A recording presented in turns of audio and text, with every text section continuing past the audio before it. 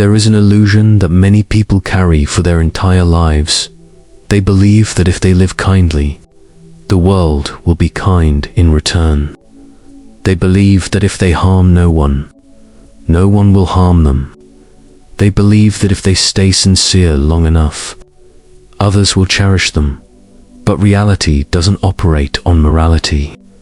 It operates on power and incentives. This is something Niccolo Machiavelli saw more than 500 years ago.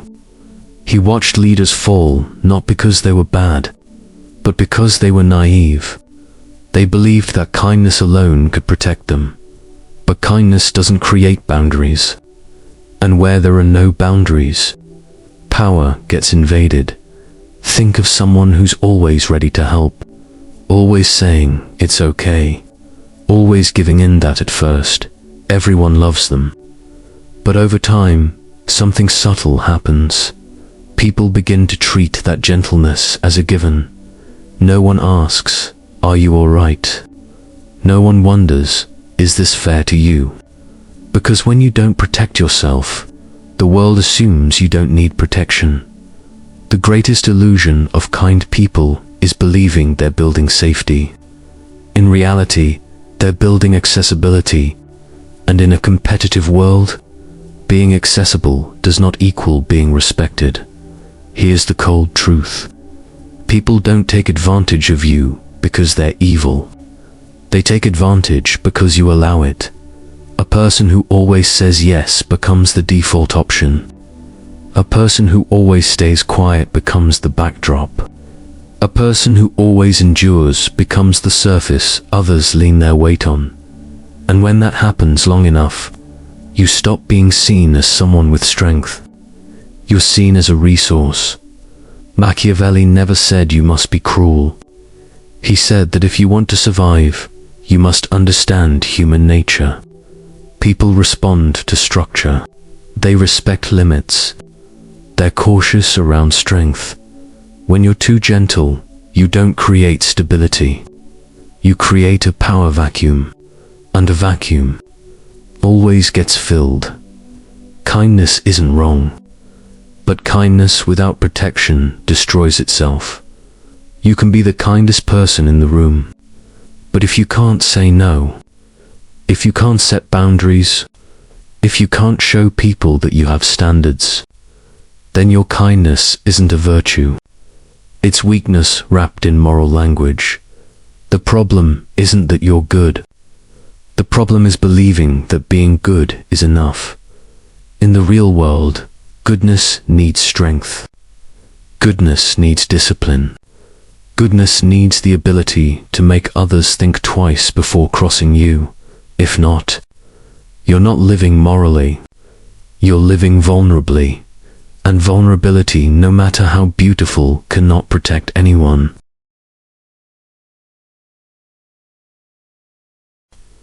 Good people are not defeated because they're good. They're defeated because they believe goodness equals safety. That is the most dangerous confusion of all. Kindness gives you a warm feeling inside. You feel righteous. You feel noble. You sleep peacefully knowing you have harmed no one. It's an inner moral comfort, and it's very real. But the problem is this. The outside world does not operate based on what you feel inside. Power is not measured by the calmness in your heart. Power is measured by how others respond to you. You may think you're building safety by always being kind. But people don't see your intentions. They see your patterns. They see what repeats. They see how much you're willing to tolerate. And from that, they adjust their behavior. Someone who always gives in will be pushed just a little more.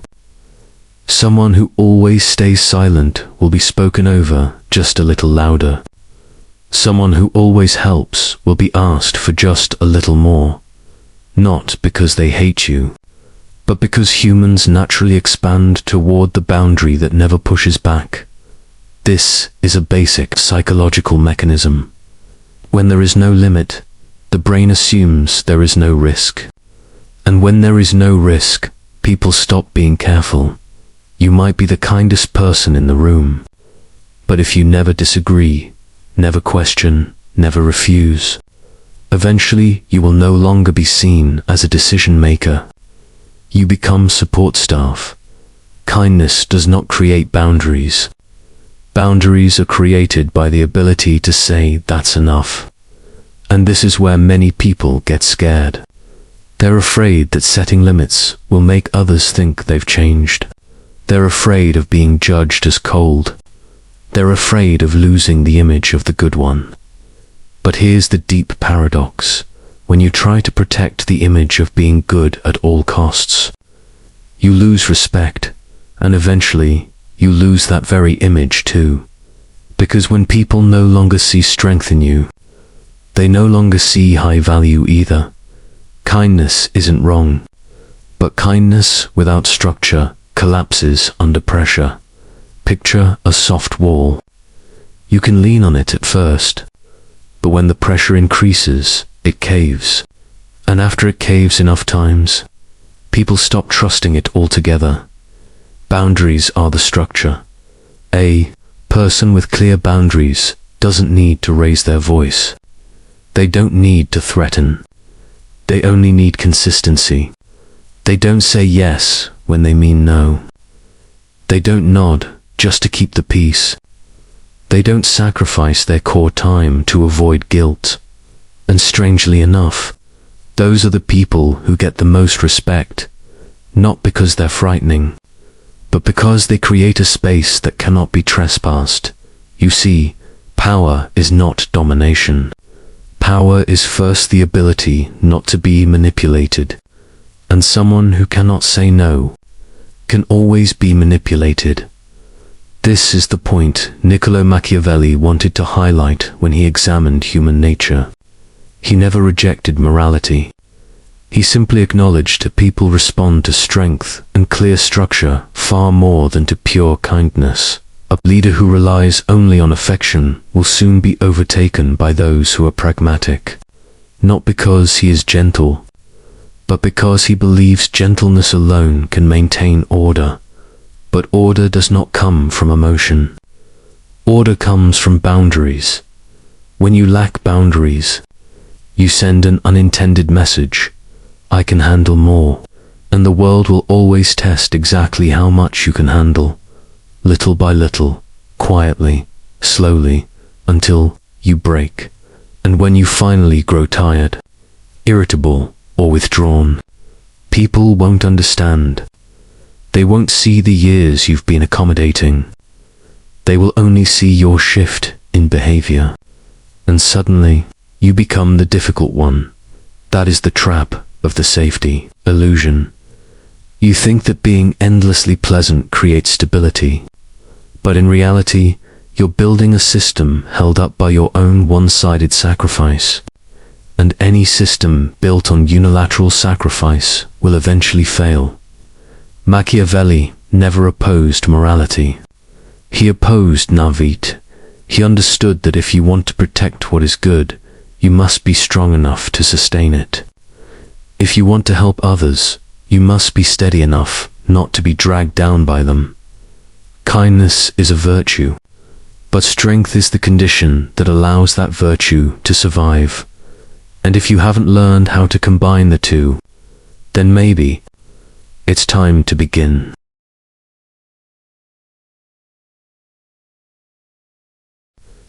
There is a silent but absolute rule in life. Anything that is too available loses its weight. Clean water is precious in the desert, but where the faucet runs all day, people let it spill without a second thought.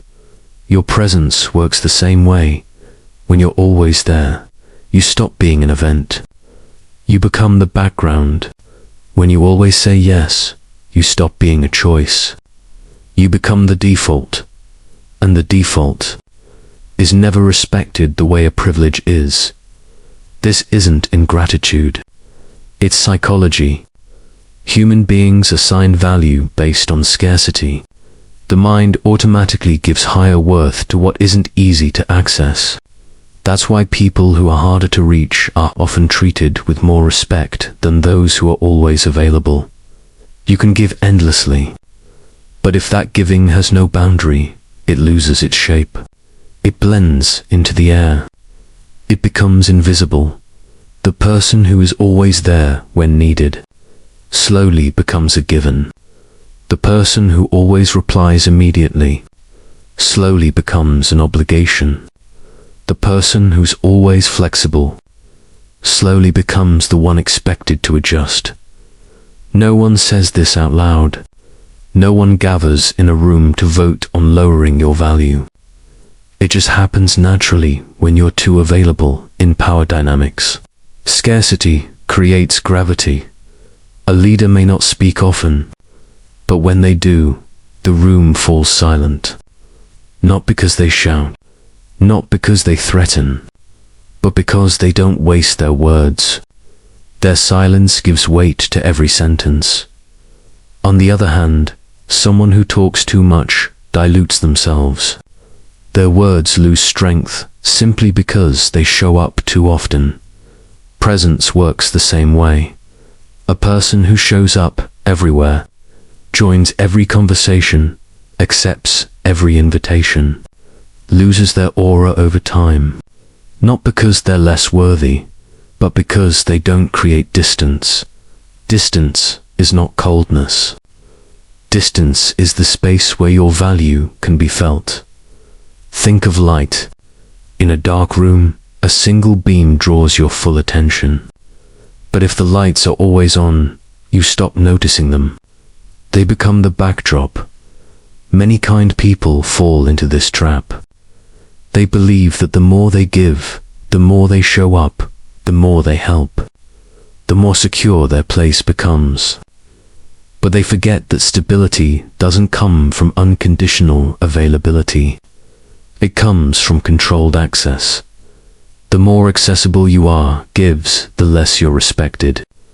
The more selective you are gives, the more weight you carry. This isn't manipulation. It's how the human mind assigns value. Someone who always picks up the phone instantly will never be anticipated with excitement. But someone who isn't always available when they call back, their words are listened to more carefully. Value isn't in how often you show up. Value is in the impact of your presence. If you constantly solve problems for others, they never learn to solve them on their own. And eventually, they stop seeing you as skilled. They see you as convenient, and convenience is not respected. It's used. This is the invisible erosion of value. It doesn't happen in a day. It happens through every "it's okay." Every nod you give when you don't mean it. Every moment you prioritize others without asking what you're trading away each time. You make yourself just a bit more accessible. Each time, your value loses a bit more density. Scarcity isn't withdrawing from the world. Scarcity is choice. You don't show up everywhere. You don't talk to everyone. You don't invest in every request. And that selectiveness creates a power structure. Power doesn't belong to the one who gives the most. It belongs to the one who decides when, how much, and to whom they give. If you don't control the distribution of your time, your energy, and your presence, others will control it for you. And when you are distributed by others, you're no longer a center of power. You're a resource. Remember this. Power isn't about how much you give. It's about how much you control. When you learn to show up intentionally, speak less but at the right moments, help the right people at the right time, your value stops eroding. It condenses. And when it condenses long enough, it becomes gravity. There is a line from Machiavelli that makes people uncomfortable, because it touches a truth everyone wants to deny. If you must choose, it is safer to be feared than loved. At first listen, it sounds like advice for the cruel. But if you listen more carefully, you'll see he isn't praising fear. He's describing how humans behave when their interests are threatened, because love is an emotion, and emotions change. Today people may value you because you're kind. Tomorrow they may grow cold simply because you're no longer as useful. Affection, no matter how beautiful, is fragile when pressed against need. Fear, however, is not a soft feeling. Fear is a response to structure. People fear what has limits, what has consequences, what has a line they know they cannot cross. And when people understand limits, they adjust their behavior, not necessarily because they want to be better, but because they know crossing the line comes with a cost. This is where power is born, not from shouting, but from certainty. But there's something important to understand. Being feared does not mean being hated. Hatred comes from being wounded, disrespected, humiliated. But being feared in Machiavelli's true sense simply means people don't dare to dismiss you, don't dare to overstep, don't dare to invade what's yours. You can be firm without being cruel. You can be strong without causing pain. The difference lies in one thing: boundaries. A cruel person breaks others to feel bigger. A strong person sets boundaries so things don't collapse. And strangely enough, that very form of disciplined firmness creates stability. It makes others feel you are reliable because they know you don't act from mood swings. You act from principle. A person who is always gentle often creates chaos without realizing it. Because when there are no clear boundaries, people will test them. They push a little. They ask for a little more. They lean a little harder. Not because they're bad, but because vague structures always invite experimentation. Weakness does not create peace. Weakness only delays conflict, and then lets it explode in far worse ways later. You see this in families. A parent who only wants their child to be happy, avoiding all discipline, ends up raising a child with no inner order. And when that child grows up, the world will teach them with much harsher lessons. You see this at work. A manager who never corrects, never demands standards, never enforces structure, will eventually lead a collapsing team. And when results fall apart, that same manager will be labeled weak. Here is where the most important intersection appears. Respect. Respect is the meeting point between love and fear. It has the warmth of affection, but the spine of structure. People respect you when they sense you have heart, but you're not easily swayed. You have good intentions, but you're not blind. You can be gentle, but you can also be firm when needed. And respect lasts longer than love. You don't need everyone to love you to live well. But without respect, you will always be tested, always pulled downward, always proving yourself, always bending to keep the peace. When Machiavelli said it is safer to be feared than loved, he wasn't telling you to become cold. He was telling you not to anchor your safety on the most unstable thing of all, other people's emotions. If you want your goodness to last, you need the strength to protect it. And that strength shows itself through boundaries, discipline, and consistency. But power is not only found in the emotions people feel toward you. Power also lies in something far more subtle, something people sense before they even understand who you are. There is a truth that makes many people uncomfortable. People do not respond to who you really are. They respond to who they believe you are. You can be sincere. You can be deep. You can have good intentions. But if those intentions are not perceived correctly, They don't create the impact they deserve. In power, perception matters more than inner truth. Imagine 3 layers of identity that always exist at the same time. The first layer, who you think you are. This is the story you tell yourself. You believe you're kind. You believe you sacrifice. You believe you live with principles. The second layer, who you actually are. This is your real nature, your strengths, your weaknesses, ambitions, fears, kindness, and hesitation. But the third layer is the quiet one, and the one that decides everything, who others believe you are. And this layer determines power. If people believe you're easy to persuade, they will try to persuade you. If they believe you're unshakable, they will prepare carefully before speaking. If they believe you have high standards, they will adjust themselves to match. They don't react to your true essence. They react to the image they think represents you. This isn't fakery. This is social structure. A capable person who cannot project certainty will be seen as indecisive. A well-intentioned person who always hesitates will be seen as lacking backbone. Not because they are actually weak, but because the image they broadcast doesn't convey stability. In many cases, you don't need to change your essence. You need to change how you show up, how you walk into a room, how you speak your first sentence, how you hold your silence, how you say no. Image is not created by declaring, "I am strong."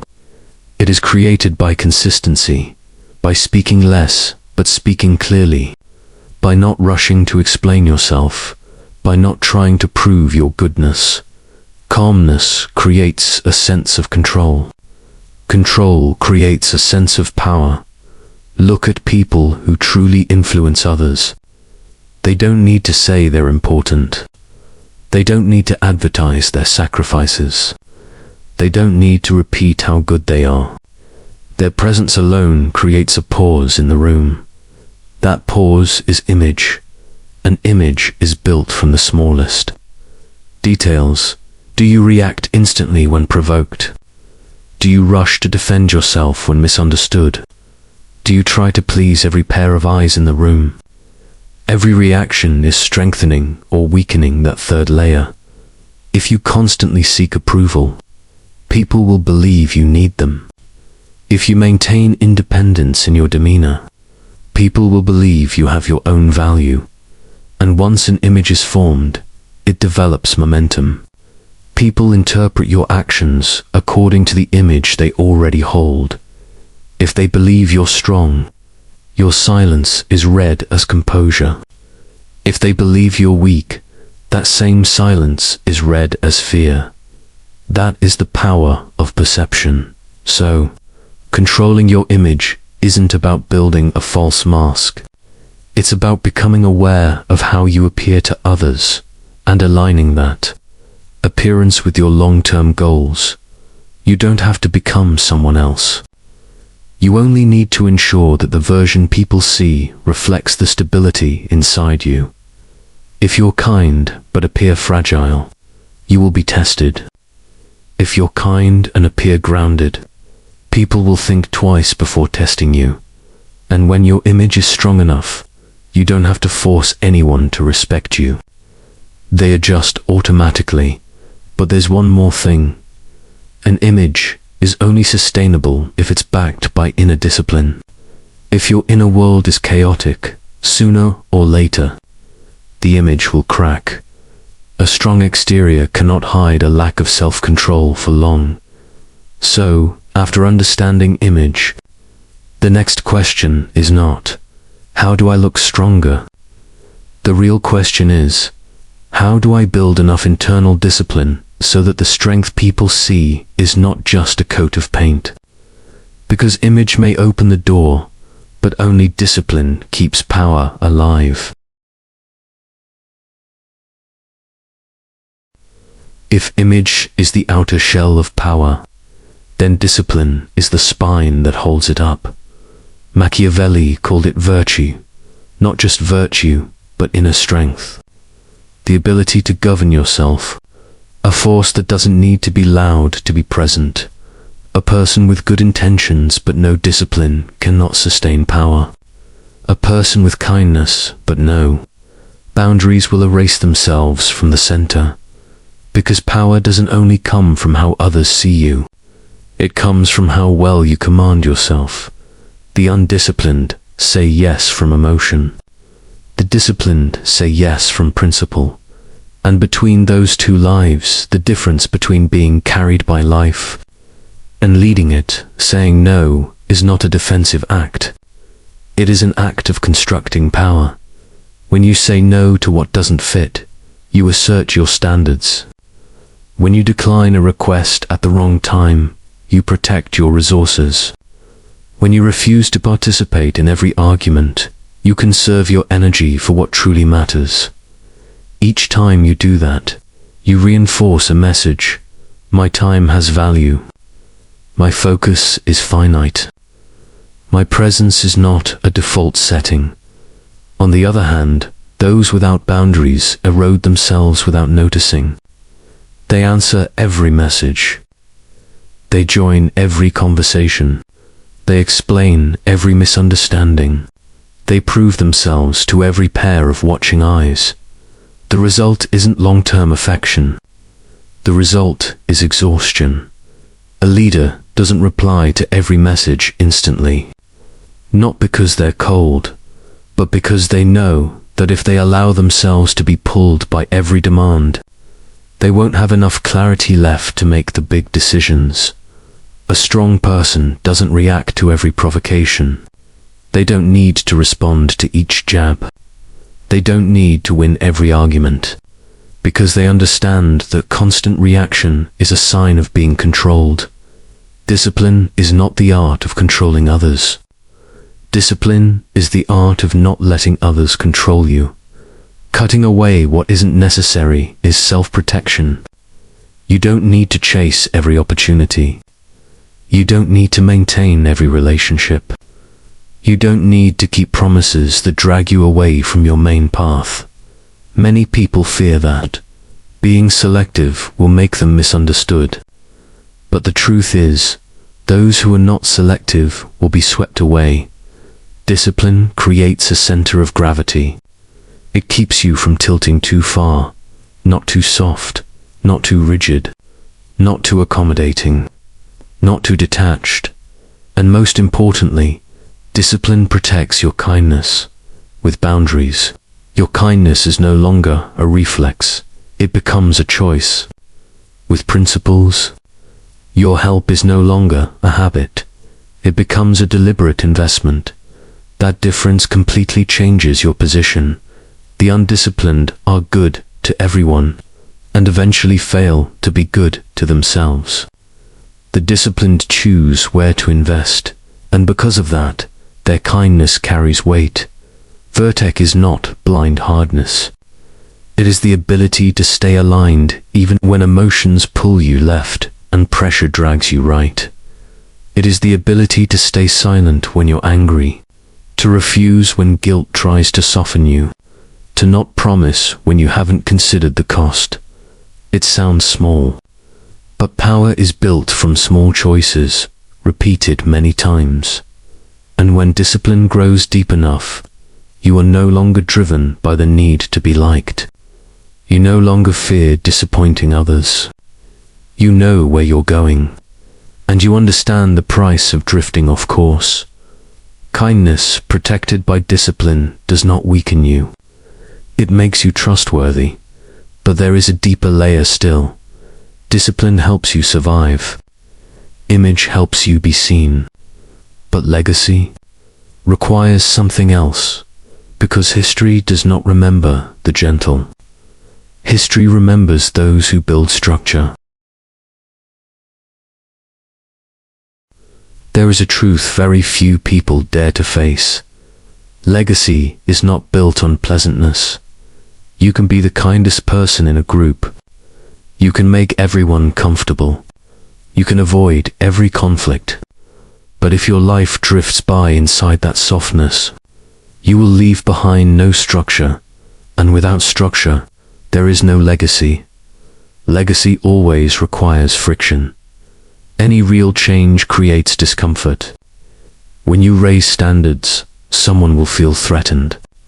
When you tighten discipline, someone will feel restricted.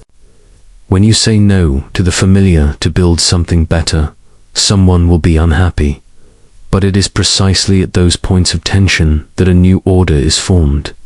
People who try to please everyone rarely change anything, because to please all sides, you must stand at the safe middle. You don't push boundaries. You don't dismantle old patterns.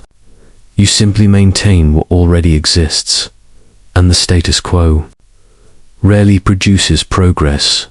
In contrast, those who dare to decide create impact, not because they love conflict, but because they understand. You cannot build something new without dismantling something old. Look at any organization that has transformed. Before the new structure stabilizes, there is always chaos, always resistance, always criticism. But if the leader steps back out of fear of losing approval, change collapses midway, and half-finished change leaves behind disorder, not progress. Short-term kindness can calm the room, but it does not build systems. A comforting word helps people feel better today. A firm decision creates discipline for years to come. Kindness without strategy creates comfort. Kindness with strategy creates order. Comfort is a feeling. Order is a structure, and only structure survives after you're gone. Ask yourself, if tomorrow you were no longer in your position, what would remain? Pleasant memories, or a stable system? Many people fear conflict because they confuse it with hostility. But conflict is not always destruction. Sometimes, it is the necessary collision that reshapes things. A leader who wants only to be loved delays difficult decisions. They wait for the right moment. They hope things fix themselves. But time doesn't build structure. Time only exposes weakness. Meanwhile, the one who decides, even if misunderstood for a while, can build something lasting. At first they may be called harsh, but when the system begins to run smoothly, when results appear, the perception of them changes. History often reevaluates those who were once controversial, not because they were always right, but because they left something that outlived them. And here is the central point. Legacy is not built on personal comfort. It is built on the willingness to endure pressure while doing what must be done. If your only goal is to keep everyone emotionally comfortable, you will miss the chance to build something stronger. This does not mean you must become ruthless. It means you must accept that doing what is right will not always make you loved immediately. But if what you are building truly has value, time will prove it. Kindness without direction is reaction. Kindness with direction is leadership. And once you understand that, the question is no longer, how do I keep everyone happy? The question becomes, what needs to be built, even if it causes discomfort? Because, in the end, people will not remember how comfortable you made them. They will remember what you changed. So ultimately, what must you do? So in the end, what must you do? If kindness cannot be blind, if softness erodes value, if legacy requires structure, then the answer is not to become cold. The answer is to become strategic. Here are 5 principles, not to make you harsher, but to help you keep your kindness without losing your position. Principle 1. Never give when you are weak, when you are drained. unfocused, or doubting yourself, that is not the moment to sacrifice more. Because giving from a weakened state does not create impact. It creates depletion. A strong person gives to expand influence. A weak person gives to seek approval. Those two motives are not the same. If you keep carrying more while exhausted, you aren't helping others, you're weakening your own foundation. And when your foundation collapses, no one benefits. Remember, you cannot pour from an empty vessel. Protect your strength first, then give. Principle 2. Do not repeat help until it becomes an obligation. Helping once is generosity. Helping 10 times without boundaries is the creation of expectation. When an act is repeated too often, it loses its significance. It becomes a standard. And standards are not appreciated. They are demanded. So let every act of support carry weight.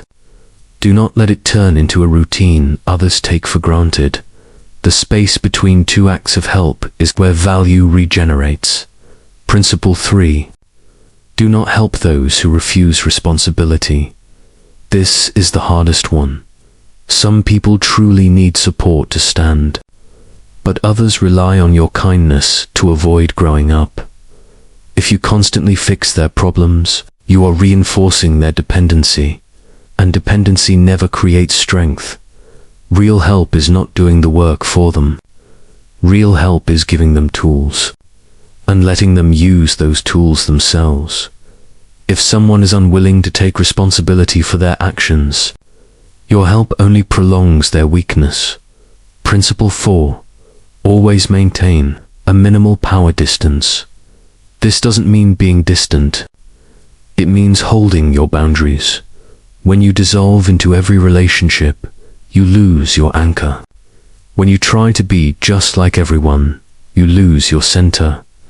Power distance is the space where decisions are made.